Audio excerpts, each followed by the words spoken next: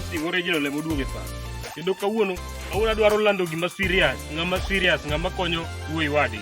Mokwongo wang'e maber ni wuoyi konyo mana wuoyi. To koro ambe koro adwaro lando ni wuoyi makonyo wuoyi. Mokwongo ni adwaro lando ni Kelly Wuod Sunami. Kelly Wuod Sunami ni adwa peko nu ng'ama en. Kendo Kelly Wuod Sunami en Barnaba Wuod Sunami.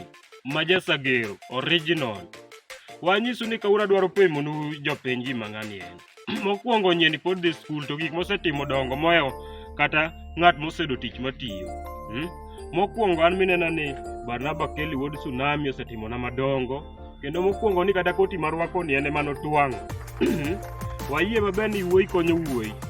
But gimanyien osetimo kata ruoth biro gwedhe. Mokwongo un joma winje temuru matek support nyieno tiek skul maber, tiek high school maber. Nyieno biro konyo u. But gima wang'eyo ni sani en die mabisop kende. Next time beduru ging'eyo ni Kelly Wuod Sunami bedo president mar Kenya.